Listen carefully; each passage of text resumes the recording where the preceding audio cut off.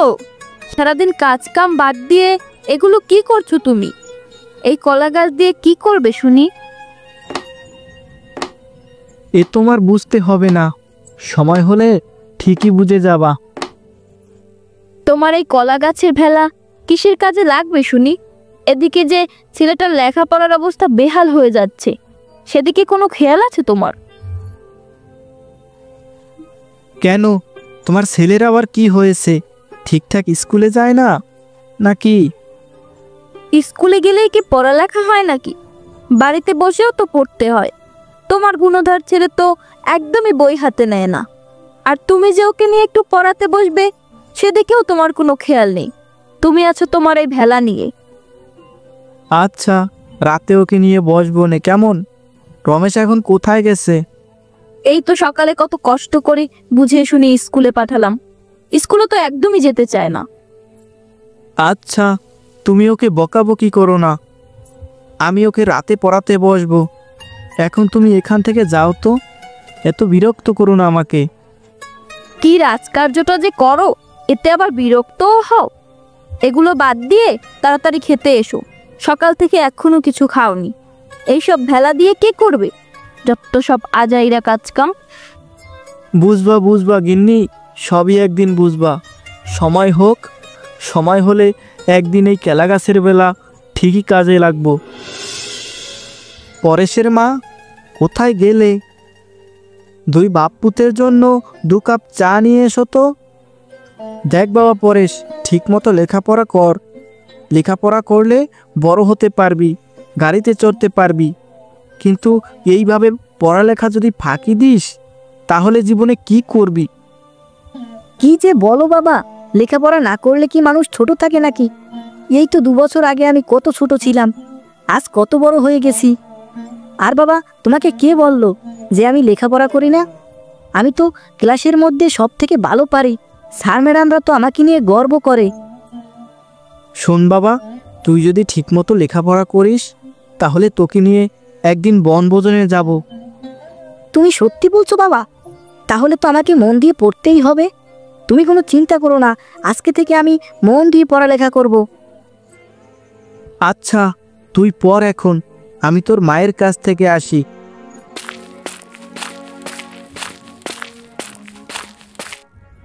তুমি যে ছেলেকে মিথ্যা আশ্বাস দিয়ে বই পড়াচ্ছ, এগুলো কি ঠিক হচ্ছে বলো? মিথ্যা কি বললাম গিন্নি? ছেলে ভালো মতো পড়ালেখা করলে ছেলেকে তো ভালো মন্দ খাওয়াতেই হবে, তাই না? কিভাবে খাওয়াবে শুনি? সারাদিন যে কাজ কাম ফেলে রেখে এই ভেলা বানিয়ে যাচ্ছ, এই ভেলায় কি তোমাকে খাবার দেবে নাকি? এই বেলা নিয়ে তুমি কেন পড়ে আসো গিন্নি?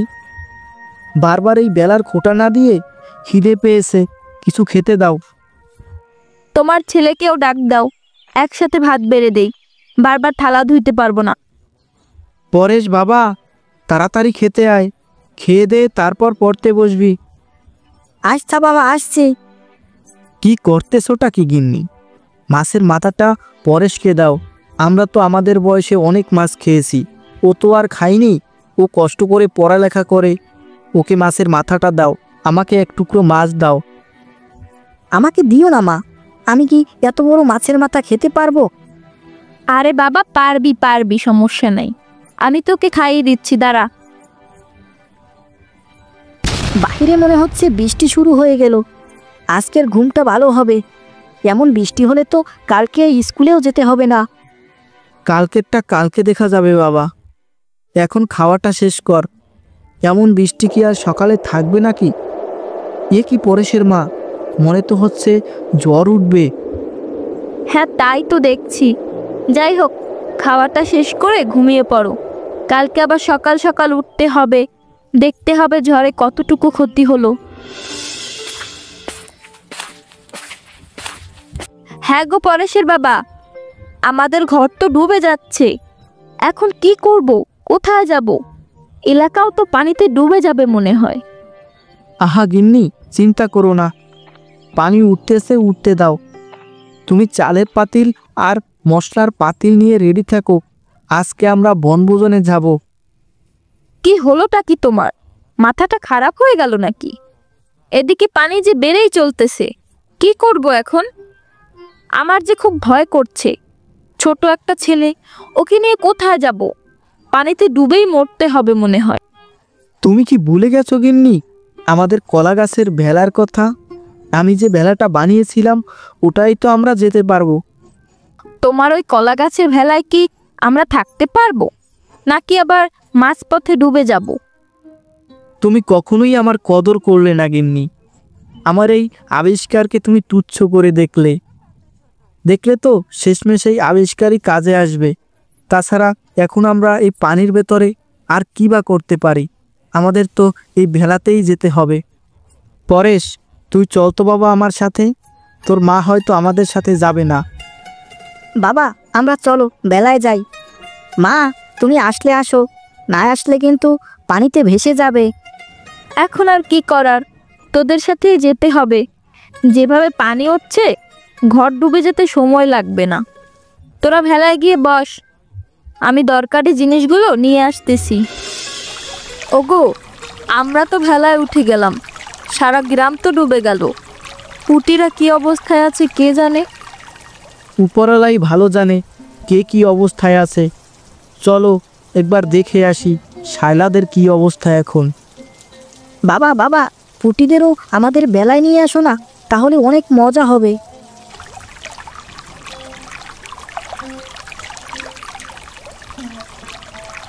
একটু তাড়াতাড়ি চলো না, ওদের ঘরবাড়ির কি অবস্থা কে জানে। সবার ঘরবাড়ি দেখেছো, একদম ডুবে গেছে। এত চিন্তা করো না তো, ওদের বাড়িটা আবার উঁচুতে। আগে গিয়ে দেখি কি অবস্থা। অবস্থা খারাপ হলে তো আমাদের ভেলায় নিয়ে আসতে হবে। কি মজা কি মজা, পুটিরাও আমাদের ভেলায় আসবে। এই পাক না, এত লাফাস না, পড়ে যাবি তো।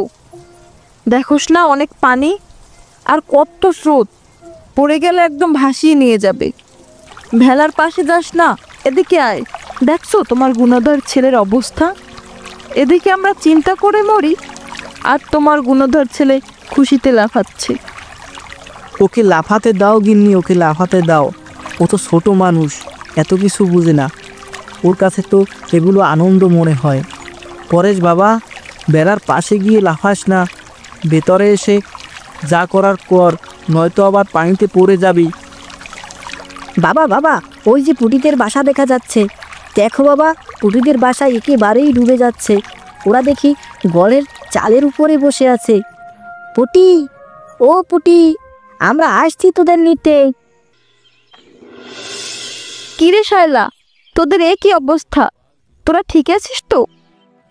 হ্যাঁ রে বুবু, আমরা ঠিক আছি। শুধু পানিতে ডুবে গেছে ঘরবাড়ি, এমনিতে আমরা ঠিক আছি। জামাইবাবু, এসে পড়ো, ভেলা এসে পড়ো। ঘরবাড়ি তো সবই ডুবে গেছে। এখন এই বেলা ছাড়া আর কোনো উপায় দেখতেছি না। তা তো ঠিক বলছেন ভাই, চারদিকের যে অবস্থা, পানি হয়তো আরও বেড়ে যাবে। শায়লা, তুমি পুটিকে নিয়ে তাড়াতাড়ি ভেলায় উঠো। পুটি তুই তাড়াতাড়ি আয়, দেখ নদীর ওপাশটা কত সুন্দর। বাবা বাবা আমরা সবাই মিলে নদীর ওই পাশটায় যাব, চলো না, চলো না বাবা। যাবি বাবা যাবি, তবে এটা তো নদী না, এটা আমাদের গ্রাম। আজ এটা বৃষ্টির পানিতে নদীর মতো হয়ে গেছে। সবাই একে একে ভেলায় এসে পড়ো। পুটির বাবা, চলো উত্তর পাড়ার দিকে যাই, গিয়ে দেখি কি অবস্থা সবার, কে কেমন আছে। ভালোই ভালোই আমি তো ভেলাটা বানিয়েছিলাম, নয়তো ডুবে মরতে হতো সবাইকে আজ। হ্যাঁ ভাই সাহেব, ঠিক বলছেন। আপনার আবিষ্কারের তারিফ করতে হয়। এত সুন্দরভাবে বেলাটা বানিয়েছেন, পানিতে ডোবার কোনো আশঙ্কাই নাই। শায়লা, যাই বলিস, আজকে দুঃখের দিন হলেও দিনটা কিন্তু বেশ ভালো লাগছে। আকাশটা মেঘলা মেঘলা, হালকা ঝিরঝিরে বৃষ্টি, চারদিকে শুধু পানি আর পানি। খুব সুন্দর একটা দৃশ্য। তা ঠিক বলেছ বুবু, তবে ঘরবাড়ি যদি স্রোতে ভাসিয়ে নিয়ে যায় তখন কি হবে? এভাবে কতদিন পানি থাকে কে জানে। ভাসিয়ে নিয়ে গেলে আমাদের হাতে তো কিছু নেই, চিন্তা করে কি হবে বল? সব কিছু উপরওয়ালার ইচ্ছা। তিনি চাইলে এই পানি 2-1 দিনের মধ্যেই কমে যেতে পারে, আবার পানিতে পুরো গ্রাম ভাসিয়েও নিয়ে যেতে পারে। মা মা, বাবা বাবা, ওই পাশটায় অনেক বড় বড় মাছ সাঁতার কাটতেছে। আমি আর পুঁটি দেখছি, পুঁটিকে চোখ রাখার জন্য ওখানে রেখে এসেছি। মাছ থাকলে কি করব বাবা? ধরার মতো তো জাল বা হাতিয়ার কিছুই নেই। ভাইজান, আমার কাছে সাঁতার স্পোক আছে, আপনি এটা দিয়ে একটা হাতিয়ার বানিয়ে ফেলেন। আমি জানি আপনি পারবেন, কারণ আপনার আবিষ্কার অনেক সুন্দর। যেহেতু এত সুন্দর বেলা বানিয়েছেন, আপনি এই স্পোক দিয়ে একটা হাতিয়ারও বানিয়ে ফেলতে পারবেন। কি মজা, কি মজা! আজকে ধরবো মাছ। যাই যাই, তাড়াতাড়ি পুঁটিকে এটা বলে আসি। আচ্ছা জামাইবাবু, তুমি তোমার ছাতার স্পোকগুলো নিয়ে এসো। দেখি এগুলো বৈঠার সাথে বেঁধে যদি কিছু করা যায়। গিন্নি, তুমি পুঁটি ও পরেশকে নিয়ে এসো, তা না হলে ওদের লাফালাফি দেখে মাছগুলো চলে যেতে পারে। এই পুটি, এদিকে চলে আয়। শালা, তোর মেয়েকে ডাক দে। এমনিতেই সাঁতার জানে না, পানিতে পড়ে যাবে আবার। তখন কিন্তু আমাদের হাতে কিছু করার থাকবে না।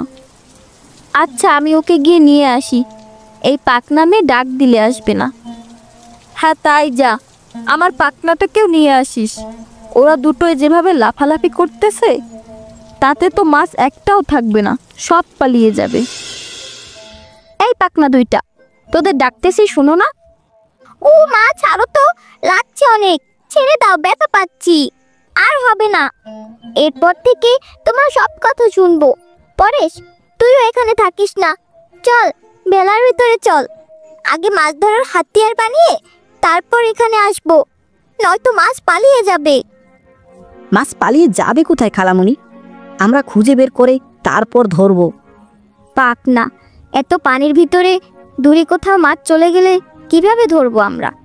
তার থেকে চল আমরা গিয়ে দেখি কিভাবে হাতিয়ার বানায়। বানানো হয়ে গেলে তারপর মাছ ধরা দেখব। মা, তুমি কি বোকা নাকি? আমরা যদি এখান থেকে চলে যাই তাহলে মাছ তো পালিয়ে যাবে, তখন খুঁজে বের করব কিভাবে? তার থেকে বরং আমরা দুজনে এই মাছের দিকে নজর রাখি। পুঁটি তো ঠিক কথা বলেছে খালামণি। তুমি যাও, আমরা দুজন এই মাছগুলো পাহারা দিয়ে রাখি। মাছ আমাদের চোখের আড়াল হলে তো আর দেখতে পাবো না। যদি দূরে চলে যায়, আমরা সাথে সাথে চোখ রাখবো, পরে আমরা এই মাছগুলো ধরতে পারবো। দেখ পাকনা দুইটা, মাছ মানুষের আওয়াজ পেলে পালিয়ে ঘোলা পানির ভিতরে চলে যায়। তাই তোদের বলি, এখান থেকে চলে যাওয়াই ভালো, তাতে মাছগুলোও পালিয়ে যাবে না, আর তোরাও শিখতে পারবি কিভাবে মাছ ধরার হাতিয়ার বানায়। আচ্ছা পরেশ, মা যখন এত করে বলছে, তাহলে চল আমরা এখান থেকে চলে যাই, নয়তো মাছ আবার পালিয়ে যেতে পারে, তখন আমরা ধরবো কি? আচ্ছা তাই চল, গিয়ে দেখি কিভাবে হাতিয়ার বানায়, তাতে আমরাও শিখতে পারবো, বড় হয়ে আমরাও মাছ ধরতে পারবো। শোন, তোরা কিন্তু তোর বাবার ওখানে গিয়ে আবার বিরক্ত করিস না কেমন? তাইলে কিন্তু তারা হাতিয়ার বানাবে না। তাই বলছি, গিয়ে চুপচাপ বসে শুধু দেখবি। আচ্ছা মা, তাই হবে। এখন তাড়াতাড়ি চলো তো, গিয়ে দেখি কত দূর বানানো হলো। ভাই সাহেব, এই নিন ছাতার স্পোক, তৈরি করে ফেলুন মাছ ধরার হাতিয়ার। আমি চেষ্টা করতেছি, তুমি ততক্ষণে একটা কাজ করো, এই ভেলাটা উত্তর দিকে নিয়ে যাও, নয়তো আমাদের আওয়াজ পেয়ে মাছগুলো চলে যেতে পারে। চলে গেলে তো আবার খুঁজে পাওয়া মুশকিল হয়ে যাবে। মাছ তো আমাদের খুঁজে খুঁজেই শিকার করতে হবে, কারণ এই নতুন পানিতে মাছ তো আর এক জায়গায় বসে থাকবে না, তারা ছোটাছুটিই করতে থাকবে।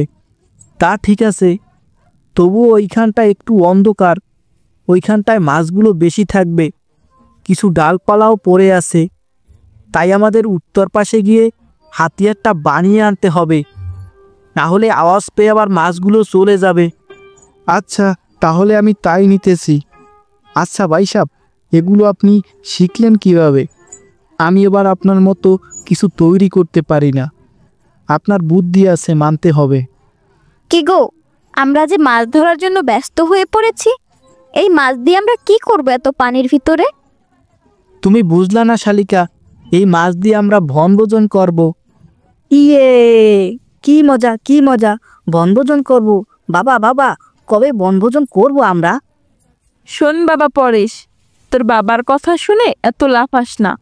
আগে মাছ ধরুক, তারপর বনভোজনের কথা ভাবা যাবে। মাছ না ধরতে পারলে বনভোজন কিভাবে করবি? আগে থেকে লাফালাফি করে পরে যখন দেখবি মাছই ধরতে পারেনি, তখন আবার মন খারাপ করবি। বুবু, তুমি এমন কথা বললে হবে না। ভাইয়ের প্রতি আমার সে বিশ্বাস আছে, সে নিশ্চয়ই মাছ ধরার হাতিয়ার বানিয়ে ফেলবে এবং মাছও ধরবে। ভাইয়ের আবিষ্কার অসাধারণ। আজ তার আবিষ্কারের জন্যই আমরা বেঁচে আছি, নয়তো আজ পানিতে ডুবতে হতো আমাদের। তোমাদের ভাই ভেলা বানিয়েছি বলে যে মাছ ধরার হাতিয়ারও বানাতে পারবে এমন তো কোনো কথা নেই, তাই না? ওহ আপু, তুই একটু চুপ কর তো। দেখ দুলাভাই কিভাবে হাতিয়ার বানাচ্ছে। আমারও দুলাভাইয়ের উপর ভরসা আছে, সে নিশ্চয়ই এমন কিছু তৈরি করবে যা দিয়ে অনেক বড় বড় মাছ ধরা যাবে। তোমরা একটু চুপ করো তো। এই দেখো, হাতিয়ার বানানো শেষ। এখন সবাই চলো, যেখানে মাছ দেখেছিলাম ওখানে যাই। ওখানে গিয়ে দেখি মাছগুলো ধরা যায় কিনা। ও মা, কত বড় বড় মাছ ওই দিকটায়। শায়লা দেখ দেখ, ওই দিকটায় কত বড় বড় মাছ সাঁতার কাটতেছে। হি আপু, দেখতে পাচ্ছি তো, এগুলো তো রুই মাছ। এত বড় বড় রুই কোথা থেকে আসলো? এগুলো ধরতে পারলে তো খুব মজা হবে খেতে। তোমরা কি চুপ করবা না, নাকি এভাবেই কথা বলতে থাকবা? এভাবে কথা বলতে থাকলে তো মাছগুলো পালিয়ে যাবে। তোমরা চুপ করো, ভাইকে মাছ ধরতে দাও। এই দিলাম মেরে। বাহ, মনে হচ্ছে বড় মাছটাই পড়েছে। এই নাও, দেখো কত বড় মাছ। ও মা, কত বড় বড় মাছ! এত বড় মাছ তো আমি আগে কখনো দেখিনি। পরেশ, তুই কখনো দেখেছিস এত বড় মাছ? না রে পুটি, এত বড় মাছ আমি এর আগে কখনো দেখিনি। মা মা, এই মাছের মাথাটা আমি খাবো, আমাকে রান্না করে দিবে? খাবি রে বাবা, খাবি। তোরার পুটির জন্যই তো মাছ ধরা হলো। তোরা খাবি না তো কে খাবে? বুবু, বলছিলাম না ভাইয়ের প্রতি আমার একটা বিশ্বাস আছে। তার আবিষ্কারের তুলনা হয় না। কিভাবে কি মাছ ধরে ফেললো দেখলে তো? সবই তো বুঝলাম, তবে একটা কথা তো বুঝতেছি না, এই বনভোজন আমরা কিভাবে করব? এত পানির ভিতরে তো উনুন পাওয়া যাবে না। উনুন না পেলে রান্না বান্না কিভাবে হবে? সব কিছু যখন দুলাভাই করেছে, এই রান্নার কাজটাও না হয় সে ব্যবস্থা করবে। সেই আমাদের একমাত্র ভরসা। সে ছাড়া এই কাজ কে বা করবে? তা না হয় আমিই করলাম। তার আগে একটা কাজ করতে হবে। তোমরা সবাই মিলে খুঁজতে থাকো কোথাও লার্কি পাওয়া যায় কিনা। লার্কি পেলে রান্নার ব্যবস্থা আমি করতে পারবো। সামনের দিকে যেতে থাকি, হয়তো লাকড়ি পেয়ে যাব। সবাই একটু চোখ কান খোলা রেখে চলাফেরা করি, তাহলেই লাকড়ি পেয়ে যাব। পুটি, চল আমরা দুজনে সামনের দিকটায় বসে বসে দেখি কোথাও লার্কি পাওয়া যায় কিনা। না পেলে তো এই রুই মাছ রান্না করা হবে না, আর বনভোজনও হবে না। তুমি ঠিক বলেছো পরেশ দাদা। তাহলে চলো আমরা ভেলার ওই পাশটায় গিয়ে দেখি। পাক না দুইটা, তোদের ওইদিকে যেতে হবে না। পানিতে পড়ে যাবি, যে স্রোত, পড়ে গেলে একদম ভেসে যাবি। তখন কি হবে? এই বনভোজন কে খাবে শুনি? শায়লা, তোর মেয়েকে সামলা। আমার ছেলে তো তাও মোটামুটি সাঁতার কাটতে পারে, তোর মেয়ে তো তাও পারে না। আরে বুবু, এত চিন্তা করিস না। পাকনারা যা করে করুক, ওর বাবাও ওই দিকেই থাকবে। দেখ লাকড়ি পায় কিনা। অনেক দিন হলো তোর হাতের রান্না খায়নি। তোর হাতের রান্নার যে একটা স্বাদ, যেন আমাদের মায়ের হাতের রান্না। আজ খুব মায়ের কথা মনে পড়ছে রে। কত রান্না বান্না যে মায়ের কাছ থেকে শিখেছি, তবে মায়ের হাতের রান্নার মতো অতটাও ভালো হয় না আমার রান্না। মায়ের হাতের রান্নার স্বাদই অন্যরকম ছিল রে। বুবু, তোর হাতের রান্নার মাঝে আমি মায়ের হাতের রান্নার স্বাদ পাই। তাই আজ তোকে এই রুই মাছ রান্না করতে হবে। ঠিক আছে, আমি রান্না করব। আগে দেখ লাকড়ি পায় কিনা, তারপর উনুনও তো আবার দরকার হবে। ওসব নিয়ে তুই ভাবিস না, ওসব দুই ভাইরা মিলে ঠিক জোগাড় করবে। ভাই সাহেব, ওই তো মনে হচ্ছে একটা শুকনো কাঠ ভেসে আসছে। ওটাকে বেলায় তুলে নি, তারপর কিছুক্ষণ পর শুকিয়ে গেলে এটা দিয়েই রান্না করা যাবে। তাই করতে হবে।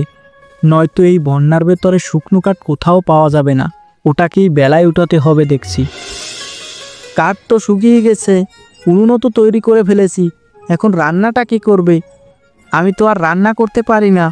এত চিন্তা করো না দুলা ভাই, আমাদের বুবু আছে না, আজকে আমার বুবুই সব রান্না বান্না করবে। আমি চালও নিয়ে এসেছিলাম বাড়ি থেকে, এই চাল ও মাছ দিয়ে আজকে ভেলার উপরে বনভোজন হবে। হুররে, কি মজা কি মজা! আজকে বনভোজন হবে, মজার মজার খাবার রান্না হবে, সবাই মিলে খাবো। এখন তোমরা সবাই এখান থেকে যাও তো, আমি রান্না বান্না শেষে সবাইকে ডাক দিচ্ছি। আর পারলে আমাকে একটু রান্নার কাজে সাহায্য করো। আহা, কি সুন্দর ঘ্রাণ! খেতে মনে হয় খুব মজাদার হবে। মা মা, আমাকে আগে খেতে দাও, আজকে আমি পেট পুরে খাবো। খাবি রে মা, খাবি, তোদের জন্য তো এত কিছু। এই নে, তোরে মাছ দিলাম। আহ, কি মজা মাছের মাথা! এ তো মজার খাবার, আমি তো কখনো খাইনি। এই দিনটা আমার সারা জীবন মনে থাকবে।